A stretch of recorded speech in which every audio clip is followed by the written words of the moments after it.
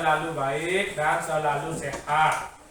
Di masa pandemi COVID-19 ini kita harus selalu menjaga kesehatan. Dan itu juga cuaca pada hari ini tidak menentu, kadang-kadang hujan, kadang-kadang panas. Anak-anak harus selalu menjaga kesehatan. Karena sekarang sudah banyak sekali anak-anak yang demam, yang sakit batuk dan lain sebagainya ya. Sekarang pimpin doa dulu. Sebelum kita memulai pelajaran, mari kita berdoa menurut agama dan kepercayaan masing-masing. Berdoa dimulai. Berdoa selesai. Ya, tadi kita sudah berdoa sebelum memulai pembelajaran. Tujuannya agar pembelajaran hari ini dapat belajar dengan baik ya. Dan kita dengan berdoa itu juga mengucapkan puja dan puji syukur kehadapan Tuhan Yang Maha Esa, Ida Sang Yang Widi Wasa, karena berkat perkenan beliaulah kita bisa berkumpul di sini mengikuti pembelajaran tanpa kurang suatu apapun. Ada nggak ada ini anak? Siapa saja? Mois. Siapa lagi? Ardita, Renita, lagi? Itu aja ya? Ya, kalau Mois sudah izin, Renitanya sakit kayaknya. Sakit sama Ardita ya. Jadi 3 orang tidak hadir. Kita lanjutkan dengan melakukan tepuk PPK ya. Siapa yang mau tepuk PPK? Yang belum pernah? Ya, akan pernah. Tepuk PPK.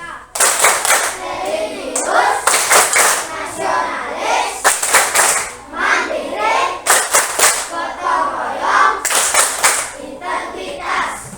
Salam PPK. Salam cerdas, berkarakter, menyenangkan, luar biasa, hebat. Makan dulu semua.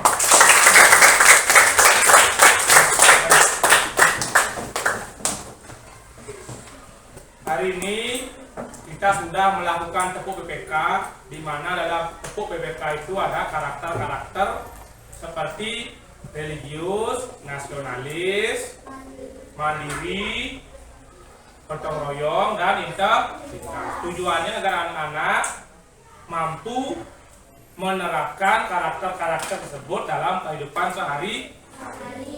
Nah, hari ini Pak Guru akan mengajak anak-anak menyanyikan lagu nasional agar karakter nasionalis anak-anak bisa semakin meningkat, yaitu lagu 17 Agustus.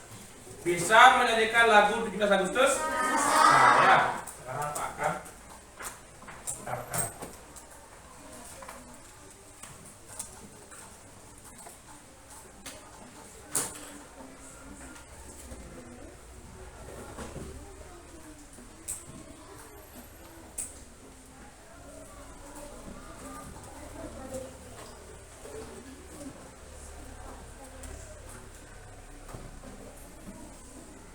Ya, semua anak-anak perhatikan ke depan ya.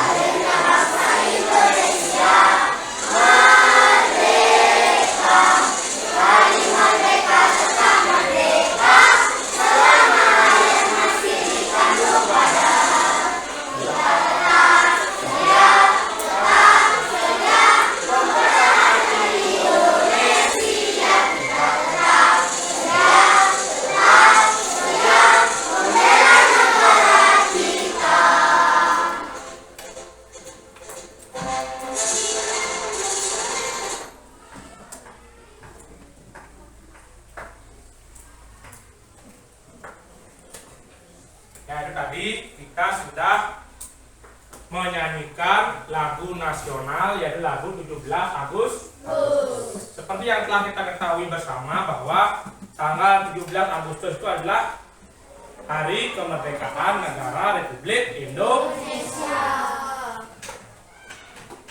Baiklah anak-anak, hari ini Pak Guru akan mengajak anak-anak mempelajari mengenai pengendalian alih fungsi lahan dan juga jenis-jenis pekerjaan yang ada di lingkungan sekitar. Kemarin kita sudah mempelajari tentang lingkungan persawahan. Sekarang kita akan pelajari bagaimana caranya mengendalikan alih fungsi lahan. Nah, yang kedua kita akan pelajari tentang jenis-jenis pekerjaan yang terdapat dalam lingkungan sekitar. Coba perhatikan gambar yang Pak Guru tampilkan.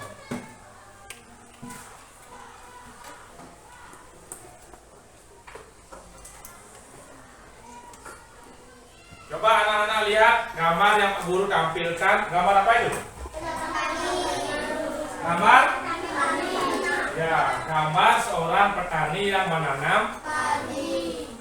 Kalau petani menanam padi di mana? Kalau sawahnya habis, apakah petani bisa menanam padi? Tidak. Kenapa tidak? Karena petani itu membutuhkan lahan pertanian untuk menanam padi. Jadi gambar ada orang tuanya sebagai petani? Tidak ada. Ada? Siapa? Orang kakeknya? Ya. Kakeknya jadi petani, tapi orang tuanya kan tidak ya? Ya karena kalian tinggal di lingkungan perkotaan.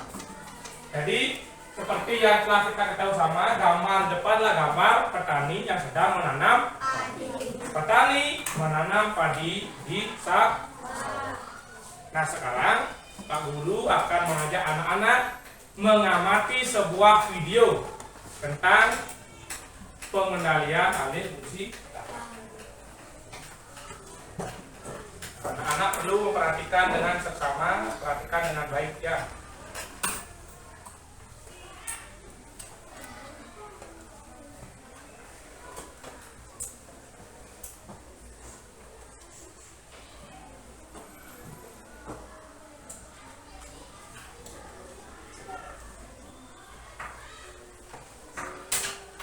Nah, perhatikan anak-anak, itu yang perlu tampilkan. Indonesia merupakan negara agraris dengan luas sawah sebesar 7,1 juta hektar. Alih fungsi sawah di Indonesia sudah sangat tinggi dan mengkhawatirkan. Hampir 200.000 hektar sawah per tahunnya beralih fungsi menjadi tanah non-pertanian, menjadi kawasan perumahan, industri, komersial, dan lain-lain. Sedangkan penciptaan lahan cetak sawah baru rata-rata hanya 60.000 hektar per tahunnya dan butuh waktu yang lama. Untuk mengendalikan kegiatan alih fungsi sawah, saat ini pemerintah terus melakukan verifikasi terhadap lahan sawah untuk menetapkan lahan sawah yang dilindungi. Lahan sawah dilindungi adalah seluruh lahan sawah yang ditetapkan untuk dipertahankan bagi kemandirian, ketahanan, dan kedaulatan pangan nasional. Mari kita sama-sama menjaga sawah kita dengan menjaga kesuburan dan mengusahakannya secara aktif. Tidak mengalihfungsikannya kecuali dengan izin, serta berperan aktif melaporkan adanya pelanggaran alih fungsi sawah. Dengan pengendalian alih fungsi sawah, maka akan terwujud ketahanan, kemandirian, dan kedaulatan pangan menuju masyarakat yang adil, makmur, dan sejahtera.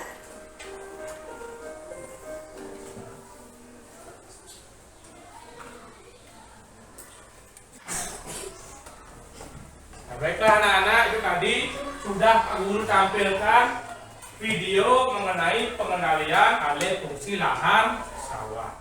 Kira-kira dari video yang sudah Pak Guru tampilkan tadi, siapa yang bisa menyebutkan salah satu cara pengendalian alih fungsi sawah seperti apa? Ayo angkat tangannya. Ya, ada. Melaporkan orang yang melakukan pengendalian alih fungsi lahan. Orang yang melakukan alih fungsi lahan. Ya. Apa lagi? Asep? Membuat peraturan dan sanksi yang membuat peraturan dan sanksi yang tegas kalau ada orang yang mengalih fungsikan lahan sawah. Ya, benar sekali. Jadi di dalam video tadi yang sudah dilihat oleh Arda dan juga Asep, benar sekali. Yang pertama yang dikatakan oleh Arda tadi bahwa kita harus melaporkan kepada pihak terkait apabila ada orang yang mengalih fungsikan lahan persawahan, terutama di lahan-lahan yang dimaksud dengan lahan lahan yang dilindungi, yaitu lahan terbuka hijau. Lahan terbuka hijau itu adalah lahan persawahan atau lahan hijau yang tidak boleh dibangun perumahan ataupun pertokoan. Apabila ada orang yang melanggar atau membangun di lahan terbuka hijau tersebut, kita sebagai warga masyarakat perlu melaporkan kepada pihak yang berwajib. Dalam hal ini adalah pemerintah. Di pemerintahan itu ada namanya Satpol PP, yaitu polisi pamong praja. Dialah yang bertugas untuk mengamankan apabila ada pelanggaran ketika orang itu melakukan alih fungsi lahan, yaitu di lahan terbuka hijau. Yang kedua, seperti yang dikatakan Asep tadi, membuat peraturan sanksi yang tegas.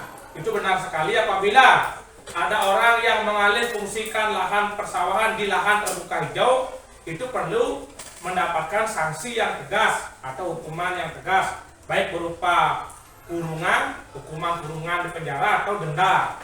Karena kalau kita tidak melakukan hal demikian, maka lambat laun lahan persawahan yang ada di lingkungan kita, baik itu di Bali dan juga di Indonesia, semakin lama akan semakin habis. Jika lahan persawahan ini tidak bisa kita kendalikan alih fungsinya, apa yang terjadi? Lahan persawahan akan semakin menipis, semakin menghilang. Kalau lahan persawahan hilang, apakah petani bisa menanam padi di sawah lagi? Kalau petani tidak bisa menanam padi di sawah lagi, apa yang terjadi? Tidak akan bisa memakan nasi. Kita tidak bisa memakan nasi dari sawah kita sendiri. Kita akan mengimpor beras dari luar negeri. Mengimpor itu artinya membeli beras dari luar negeri. Jadi kita akan tergantung dengan luar negeri ketika memenuhi pasokan beras kita. Apakah kalian mau seperti itu? Ya. Tidak? Ya. Nah, tadi juga sudah ditampilkan dalam video itu. Apakah kita ini termasuk negara yang agraris? Ya. Kenapa Indonesia termasuk negara agraris? Karena banyak karena Indonesia dulunya adalah negara yang memiliki banyak sawah. Negara yang memiliki banyak sawah atau orang-orangnya bekerja di lingkungan pertanian, maka negara tersebut tergolong negara agraris. Namun karena kemajuan zaman seperti sekarang ini, maka negara yang awalnya negara agraris lambat laun berubah menjadi negara industri, yaitu negara yang bergantung kepada industri.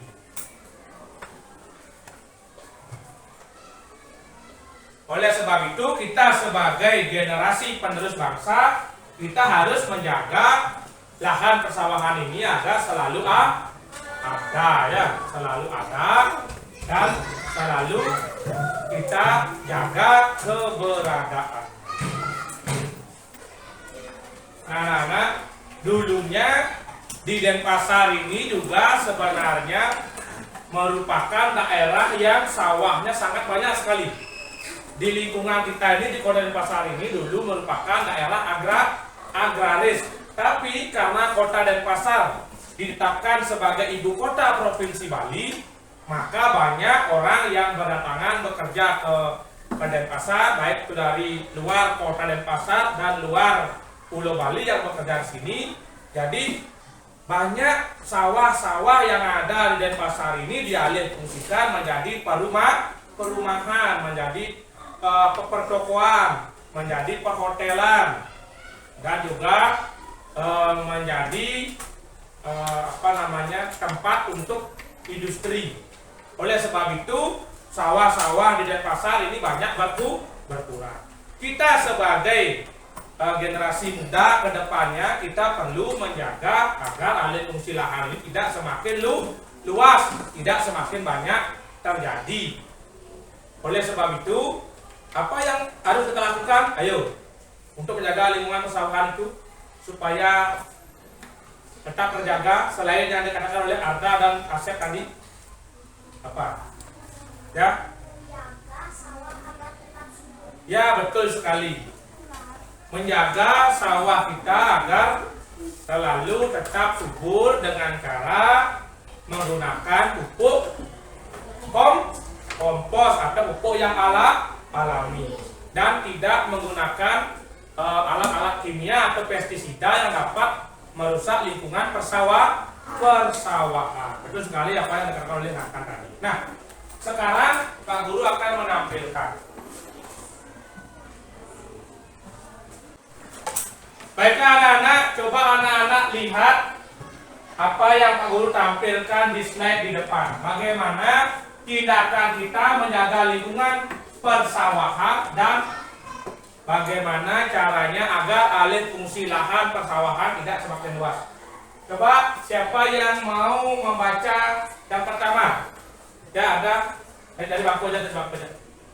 Apa? Menjaga kesuburan lahan persawahan. Ya, seperti yang dikatakan tadi oleh Naka juga mengatakan tadi bahwa cara kita menjaga lingkungan persawahan dengan menjaga kesuburannya dengan tidak menggunakan pupuk kimia, selalu menggunakan pupuk alami yaitu pupuk kompos. Yang kedua, siapa yang kedua? Ya, Naka. Mengusahakan lahan persawahan secara aktif. Ya, mengusahakan lahan persawahan secara aktif itu artinya ketika lahan persawahan di Bali itu sudah semakin sedikit, kita wajib mengusahakan kembali lahan-lahan kosong atau lahan-lahan yang tidak produktif kita bisa gunakan untuk membuat lahan persawahan yang baru sehingga lahan tersebut menjadi lahan persawahan yang aktif. Yang berikutnya saya sudah ketiga, ya, tadi ya. Tidak mengalih fungsikan lahan persawahan kecuali dengan izin. Ya, tidak mengalih fungsikan lahan persawahan kecuali dengan izin. Nah, kalau ada lahan-lahan sawah seperti yang katakan tadi di lahan terbuka hijau tidak mengalih fungsikannya kecuali ada izin dari pemerintah. Kalau tidak ada izin dari pemerintah, jangan diberikan alih fungsi lahan persawahan tersebut. Berikutnya nomor 4, ya Gundi. Baca ya Mas. Dan aktif melaporkan adanya pelanggaran alih fungsi sawah. Ya, kita sebagai masyarakat perlu berperan aktif melaporkan adanya pelanggaran alih fungsi sawah. Karena apa? Karena kalau kita tidak ikut berpartisipasi, membiarkan begitu saja, maka lahan sawah yang ada di lingkungan kita lambat laun akan semakin menghilang. Dulu ketika Pak kecil seumuran anak-anak, pas lalu main di sawah. Dulu di pasar itu masih ada sawahnya ketika Pak Guru kecil, biasa mencari belut di sawah. Tetapi lambat laun sawahnya berubah. Kenapa berubah? Karena sudah ditanami oleh beton, ya, ditanami oleh rumah-rumah, gedung-gedung bertingkat. Jadi sawahnya hilang, tidak ada lagi ekosistem sawah di Kota Denpasar. Ada masih, tapi sedikit, tidak seperti dulu banyak sekali. Berikutnya yang kelima, ya Bayu, pengendalian. Ya, kita juga perlu berperan aktif dalam pengendalian alih fungsi lahan. Berikutnya, ya,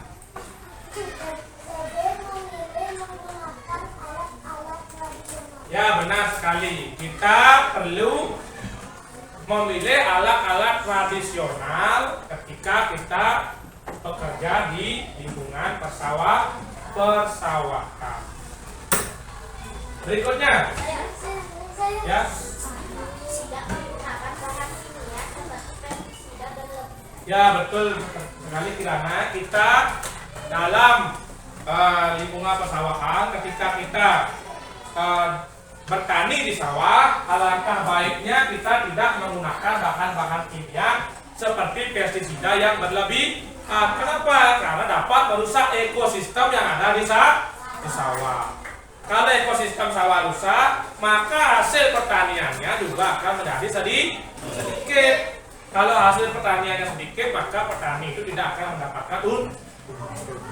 Nah, itu tadi sudah Pak tampilkan video mengenai pengendalian alih fungsi lahan dan juga tindakan-tindakan yang perlu kita lakukan untuk menjaga lingkungan persawahan dan untuk menjaga alih fungsi lahan itu tidak meluas. Nah, dari video yang aku tampilkan tadi dan tindakan yang perlu kita lakukan untuk menjaga ekosistem sawah dan lingkungan persawahan, ada yang ingin bertanya mengenai materi yang saya sampaikan tadi? Ada yang ingin bertanya? Tidak ada? Ya. Ya. Akan bertanya apakah di Karangasem ada sawah? Masih. Ya. Di Karangasem tetap masih ada sawah, tetapi sawahnya itu tidak banyak. Ya, kalau dulu hampir di seluruh Bali ini sawahnya banyak, ya, terutama di Tabanan banyak sekali sawah. Tabanan, Denpasar, Badung itu banyak sawahnya, tapi karena kemajuan zaman semakin lama semakin berkurang. Di Karangasem apakah masih ada sawah? Masih. Di Karangasem, di Beleleng, Negara masih ada sawah, tetapi tentu sawahnya itu tidak sebanyak dulu. Oke. Ada yang bertanya lagi, anak-anak? Ada yang bertanya lagi? Oke, kalau tidak ada pertanyaan lagi, Pak akan lanjutkan materinya tentang jenis-jenis pekerjaan yang ada di lingkungan kita, ya. Baiklah anak-anak, sekarang akan Pak Guru tampilkan sebuah video tentang jenis-jenis pekerjaan yang ada di lingkungan sekitar, ya. Silakan anak-anak perhatikan video yang akan Pak Guru tampilkan. Baiklah anak-anak, Pak Guru akan tampilkan sebuah video tentang jenis-jenis pekerjaan yang ada di lingkungan sekitar. Silakan anak-anak perhatikan videonya, ya.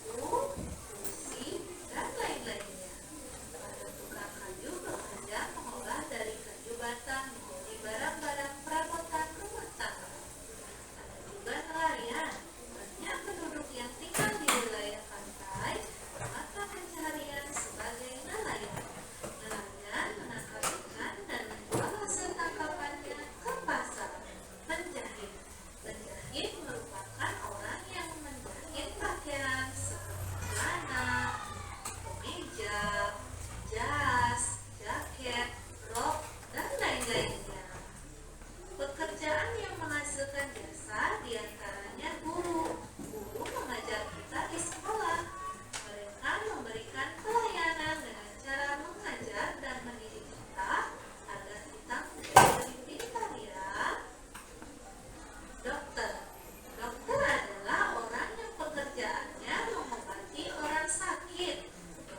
bekerja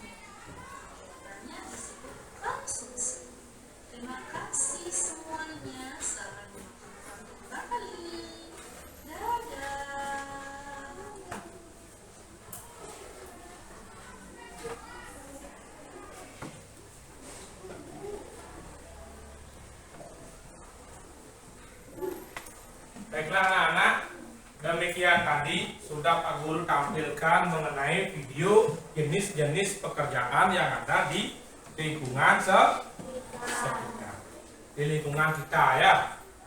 Jadi mengapa orang bekerja? Tadi sudah ada di slide. Mengapa orang itu bekerja? Kalau saya mengatakan, ya, agar bisa memenuhi kebutuhan hidupnya. ya benar sekali Gulangan. Jadi kenapa orang-orang itu bekerja? Agar bisa memenuhi kebutuhan hidupnya. Di video tadi juga disebutkan bahwa ada apa? Dua jenis pekerja. Yang pertama pekerjaannya bagaimana? Yang menghasilkan barang. Ya, jenis pekerjaan yang menghasilkan barang. Yang kedua, jenis pekerjaan yang menghasilkan. Coba tadi sudah ada di video jenis-jenis pekerjaan yang menghasilkan barang apa saja angkat tangannya. Angkat tangan dulu ya. Coba Suita apa? Petani apa lagi? Penjahit, nelayan. Barang apa yang dihasilkan? Ayo angkat tangannya. Barang apa yang dihasilkan tadi? Ya, ada. Beras, ikan, baju. Ya, jadi petani menghasilkan barang berupa padi dan bisa menjadi beras. Nelayan menghasilkan barang yang diambil dari laut maupun danau, yaitu adalah ikan. Yang ketiga adalah penjahit yang menghasilkan barang berupa pakaian, baik itu baju maupun celana. Ya. Yang kedua, jenis pekerjaan yang menghasilkan jasa. Apa saja tadi? Ya, coba Panji, cepat. Yang pertama pilot, apa lagi Panji? Apa lagi? Guru, apa lagi? Yang ketiga polisi. Ya, pilot berjasa mengantarkan kita kalau ada misalnya orang yang ingin pergi menggunakan pesawat, maka diantarkan oleh seorang pilot. Yang kedua itu ada yang tadi adalah guru. Guru menghasilkan jasa berupa membantu memberikan pembelajaran kepada peserta didiknya. Polisi membantu atau berjasa untuk apa? Lakukan pengamanan di lingkungan sekitar. Nah. Baiklah anak-anak, tadi sudah Pak Guru bertanya dan sudah dijawab oleh temanmu. Nah, sekarang sudah Pak tampilkan slide yang sudah disampaikan oleh temanmu tadi. Coba siapa yang membaca ke depan? Ya, coba Kevin, maju ke depan. Buka maskernya ke depan. Ya. Baca, kamu baca dari sini. Supaya. Dan pas. Pekerjaan yang menghasilkan barang adalah pekerjaan yang menghasilkan suatu barang yang bisa dipergunakan oleh seseorang.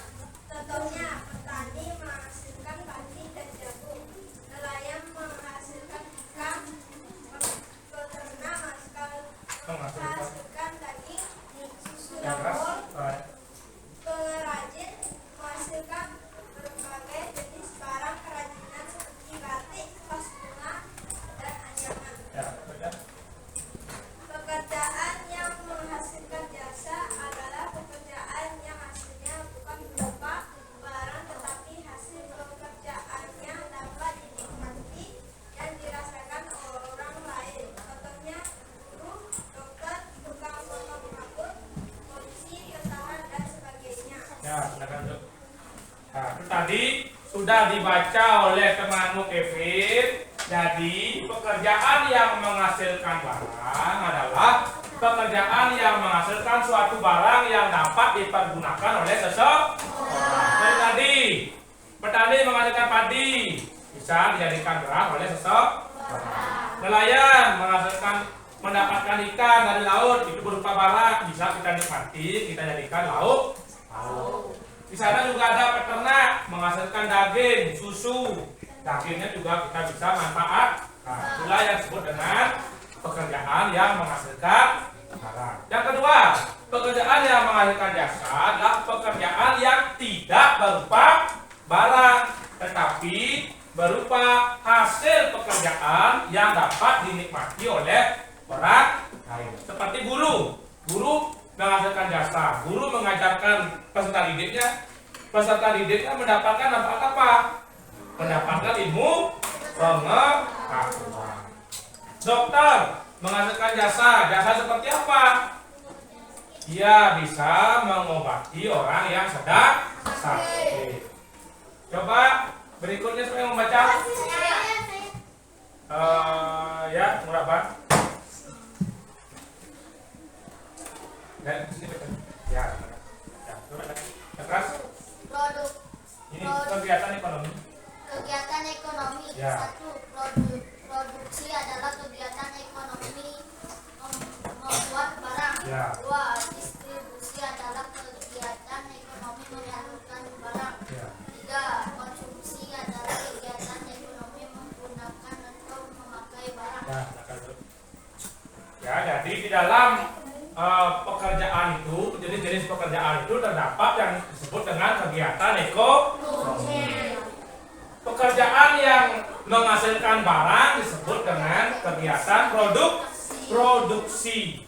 Setelah itu, setelah barang diproduksi, ada yang disebut dengan distribusi, yaitu menyalurkan barang yang diproduksi kepada orang yang yang menginginkan barang tersebut, yang disebut dengan konsumen.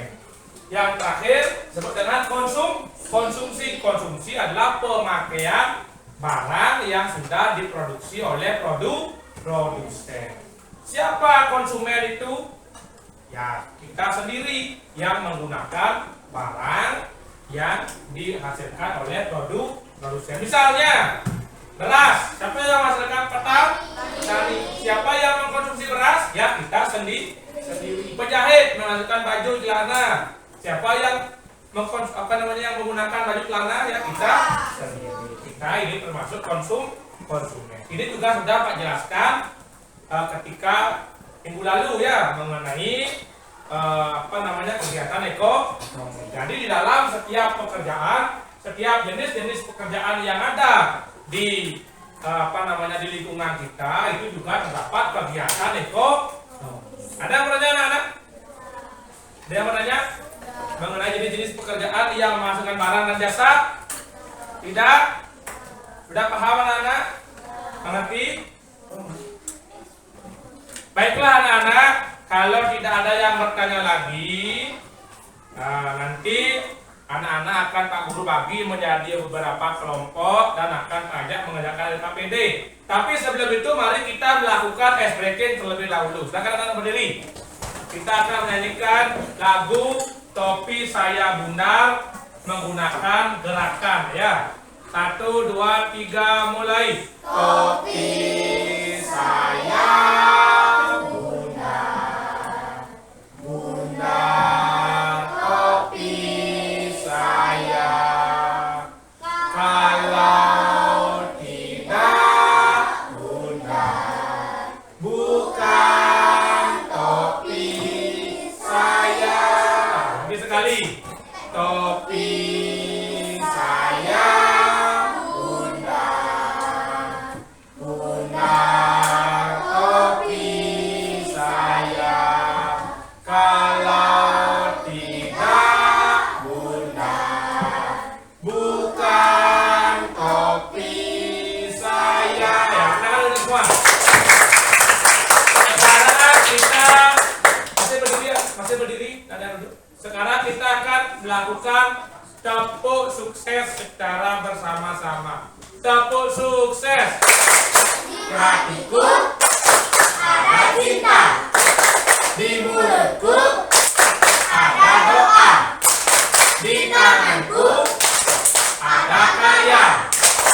Sukses, sukses, sukses. Lagi sekali, tepuk sukses. Di hatiku ada cinta, di mulutku ada doa, di tanganku ada karya. Sukses, sukses, sukses.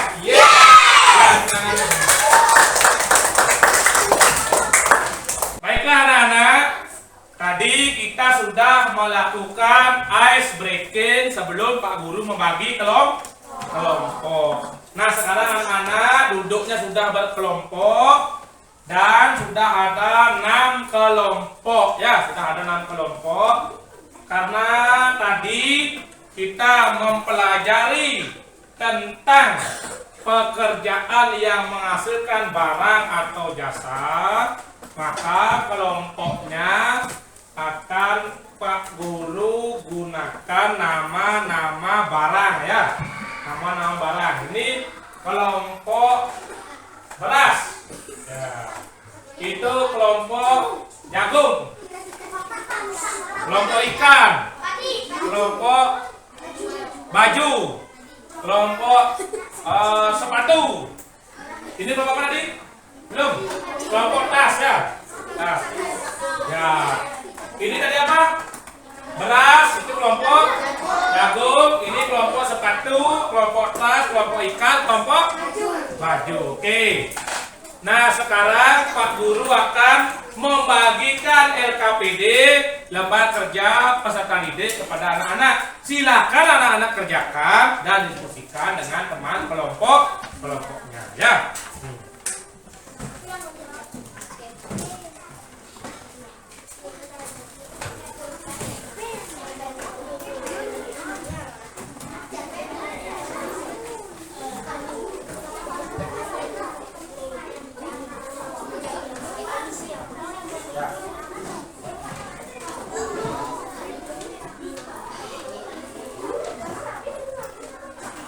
Silakan anak-anak diskusikan dengan teman kelompoknya ya.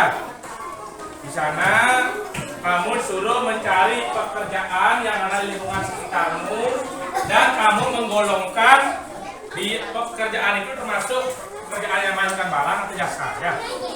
Silakan diskusikan.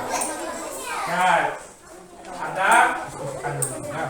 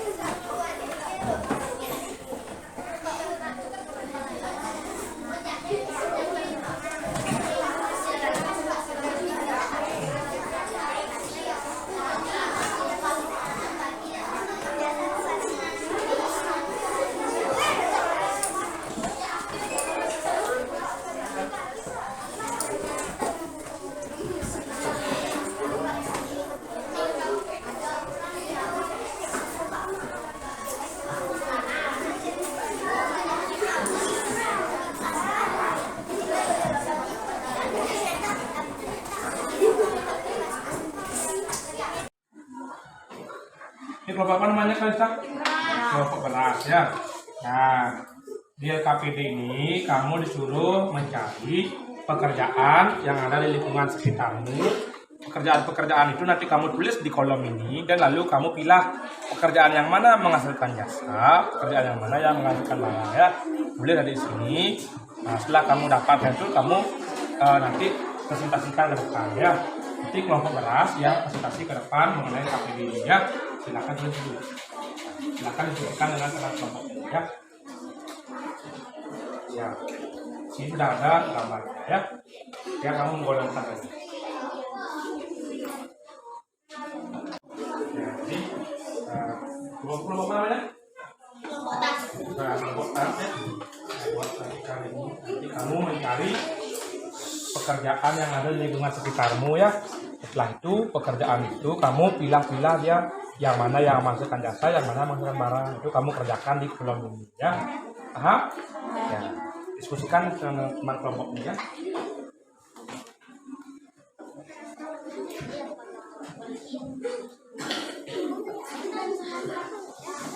Kelompok apa namanya? Kelompok ikan ya, kelompok ikan. Sini di KPD ini kamu disuruh mencari pekerjaan yang ada di lingkungan sekitar. Lalu golongkan, klasifikasikan pekerjaan itu apakah dia termasuk pekerjaan yang menghasilkan barang atau pekerjaan yang menghasilkan jasa ya.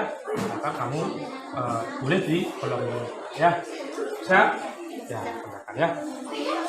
Diskusikan dengan teman kelompokmu ya.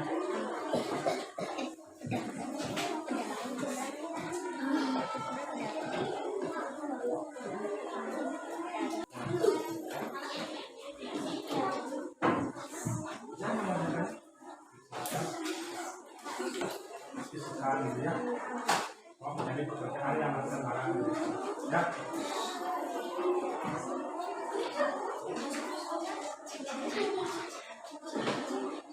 Ya.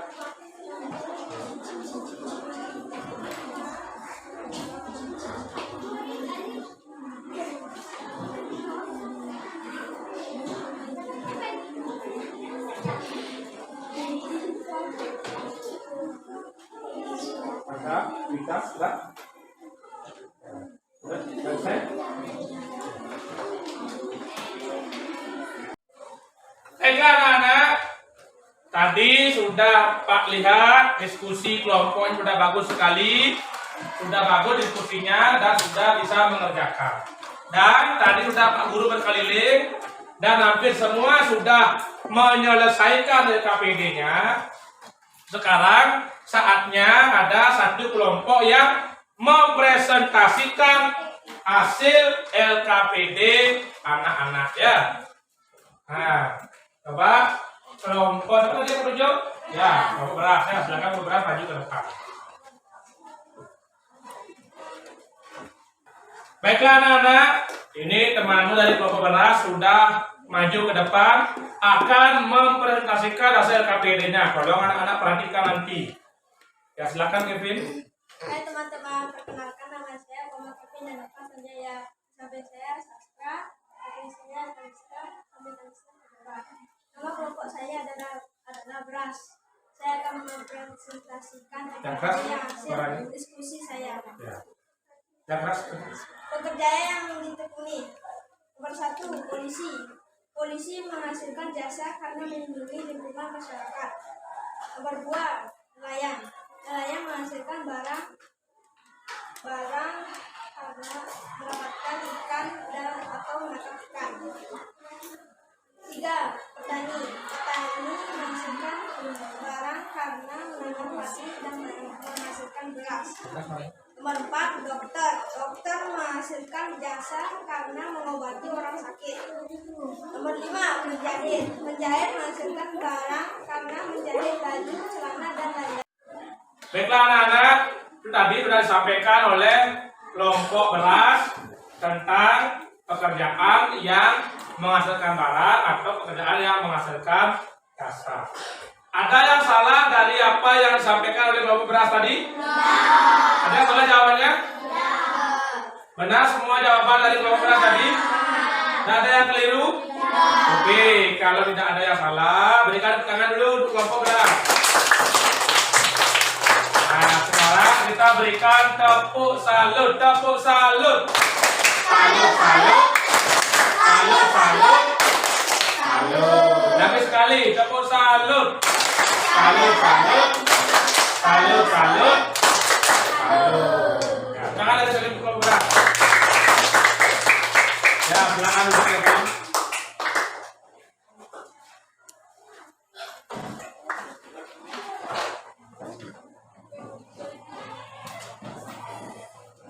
Baiklah anak-anak, itu tadi sudah disampaikan hasil LKPD atau hasil diskusi yang telah disampaikan oleh kelompok beras tadi ya. Karena tadi sudah anak-anak mengerjakan LKPD dan sudah dipresentasikan oleh kelompok beras, sekarang Pak Guru akan simpulkan pelajaran atau pembelajaran apa saja yang sudah kita lakukan pada hari ini, materi apa saja yang sudah Pak Guru ajarkan. Kira-kira siapa yang bisa menyimpulkan materi apa yang Pak sampaikan tadi? Angkat tangannya.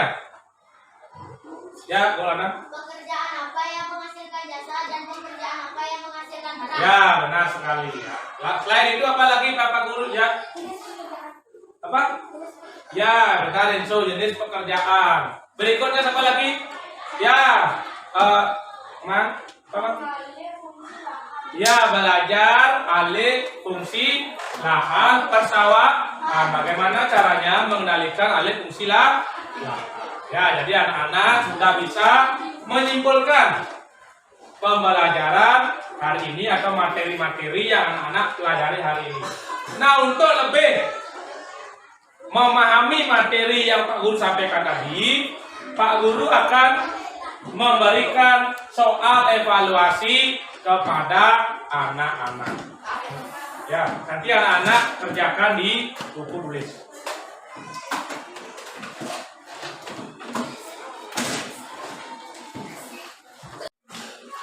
Baiklah anak-anak, sekarang anak-anak akan Pak Guru bagikan soal evaluasi. Silakan kerjakan di buku tulis, isi nama, kelas, dan nomor absen. Ya, silakan kerjakan. Mengerjakan soal evaluasi tidak boleh berdiskusi. Kerjakan sendiri ya.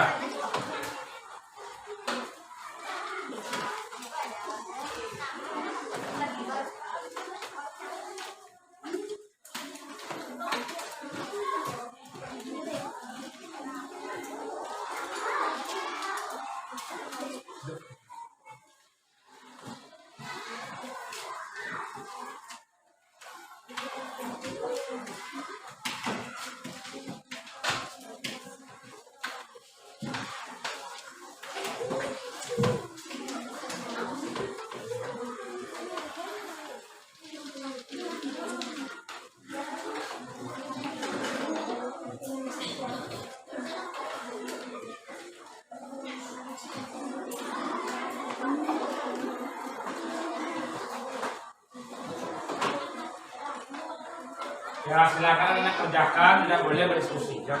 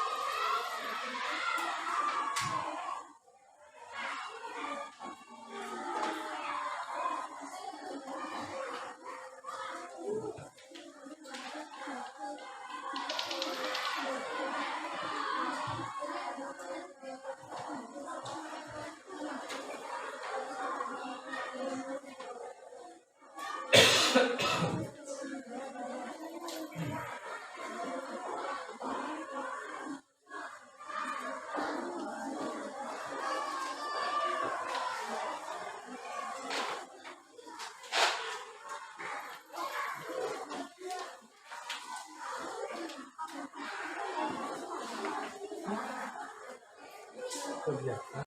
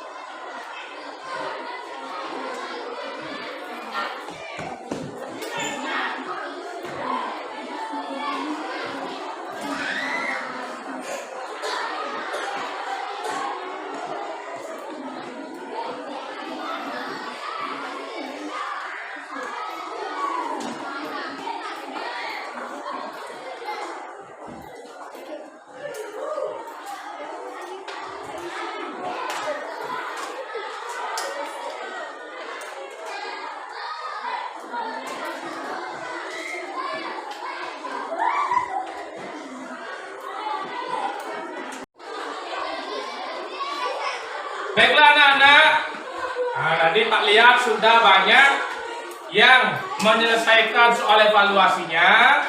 Kalau begitu silakan kumpulkan ke depan perwakilan saja. Perwakilan dari kelompoknya kumpulkan ke depan buku tulisnya. Supaya Pak Guru bisa memeriksa hasil evaluasi anak-anak ya. Ya, soal sudah dikumpulkan. Jawaban juga dikumpulkan ya.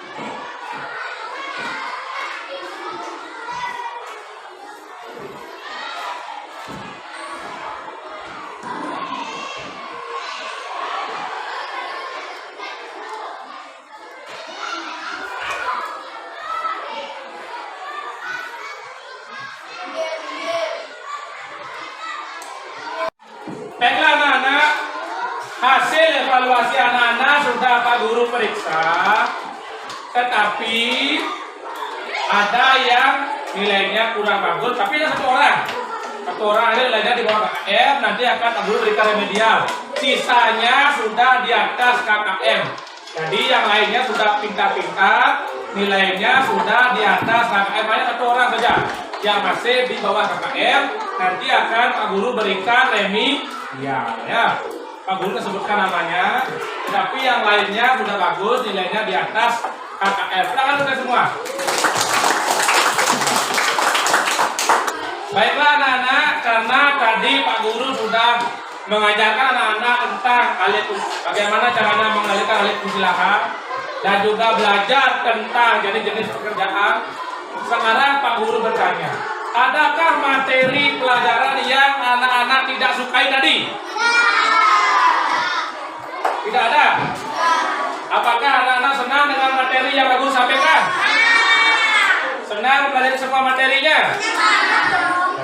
Bagaimana perasaan anak-anak belajar hari ini? Bagaimana perasaan anak-anak belajar materi yang Pak Guru ajarkan? Senang? Kalau begitu silakan senyum dulu. Ya, oke, bagus. Karena anak-anak sudah senang, supaya lebih menambah kegembiraan anak-anak. Sekarang Pak Guru ajak lagi anak-anak menyanyikan lagu daerah. Salah satunya adalah lagu daerah dari Kalimantan, yaitu lagu Ampar-Ampar Pisang. Ya. Baiklah anak-anak, silakan perhatikan lagu yang tampilkan depan, kita nyanyikan secara bersama. Ya.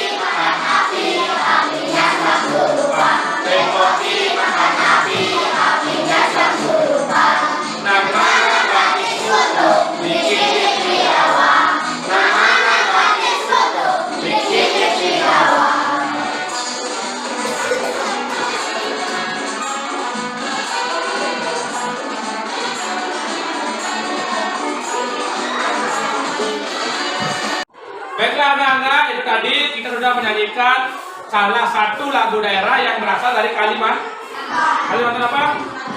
Kalimantan Selatan. Oke anak-anak, karena tadi kita sudah mengawali pembelajaran hari ini dengan doa, mari kita tutup pembelajaran hari ini juga dengan berdoa kembali. Silakan Bung De.